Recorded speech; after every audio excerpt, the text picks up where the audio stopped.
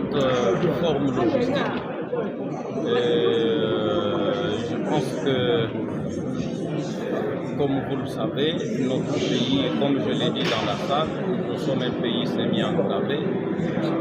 Pour être branché à notre mer, nous ne pouvons que passer par les corridors qui entourent et qui permettent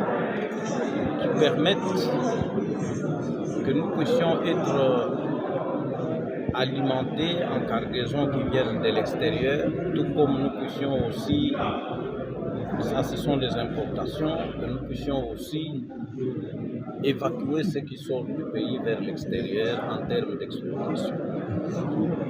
Et pour recevoir par exemple les marchandises, les cargaisons qui viennent de l'extérieur, nous on doit développer chez nous, parce que ça fait partie de nos missions, des plateformes logistiques, entre autres les ports secs, des parcs à bois, des aires de repos, des terminals conteneurs, et j'en passe.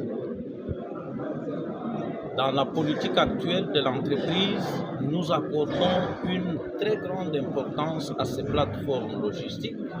C'est comme ça que nous avons commencé dans les corridors sud avec les ports secs de Kasumbalesa,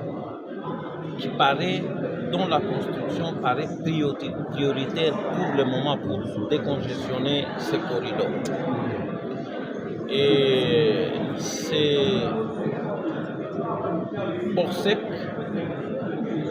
dont les démarches sont suffisamment avancées et les dossiers presque en voie d'être concrétisés, nous pouvons signer le contrat de concession avec un consortium sud-africain d'ici 2 semaines et peut-être dans moins de 2 mois, les travaux de construction de ces ports secs vont démarrer.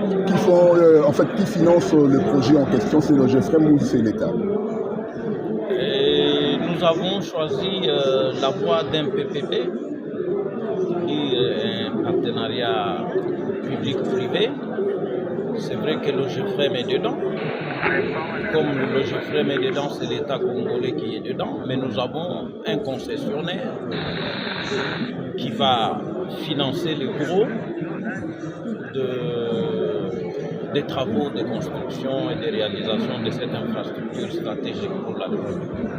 La santé de l'OGFREM, est-ce qu'elle se porte telle que la population les constate?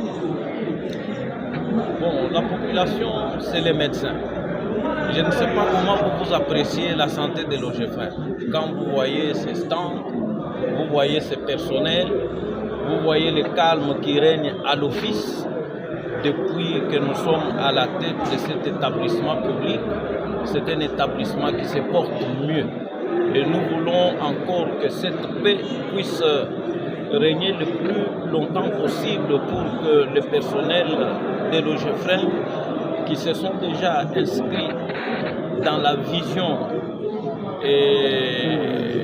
du chef de l'État de reconstruire notre pays puissent apporter leur pierre à l'édifice. À cause de cette paix, de la discipline qui règne, nous nous battons pour faire ce que nous pouvons faire pour être utiles à la République. Je crois que d'une manière générale, à l'OGFREM, les choses marchent. Merci beaucoup. Merci déjà.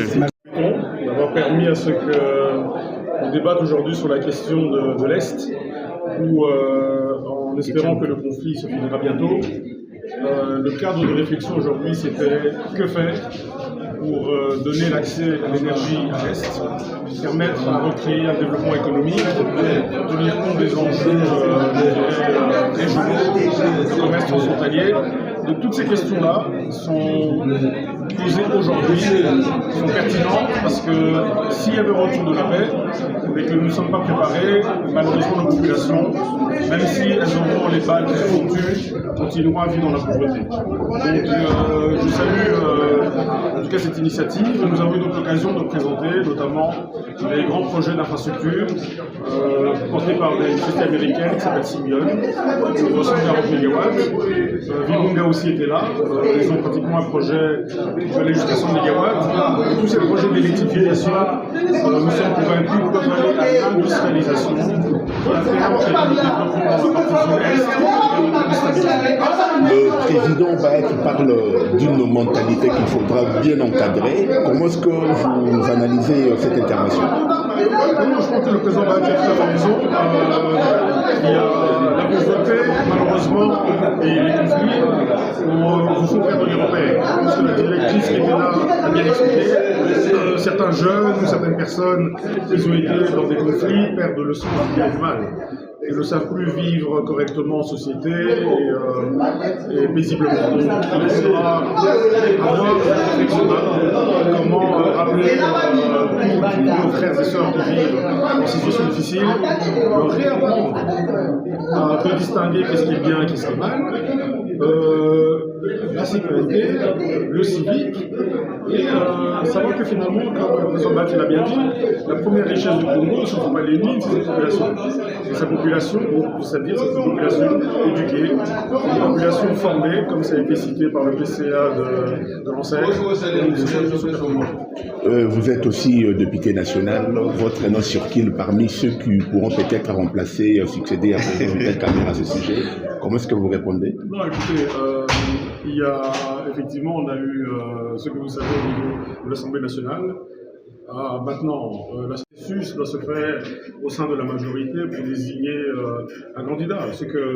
Tout ce que j'ai pu saluer, c'est que dans les réseaux sociaux, le profil a été discuté. Bon, bien sûr, on peut être satisfait d'avoir ce petit regain de popularité, mais être président de l'Assemblée nationale, c'est la majorité qui désigne. Est-ce que vous envisagez de postuler?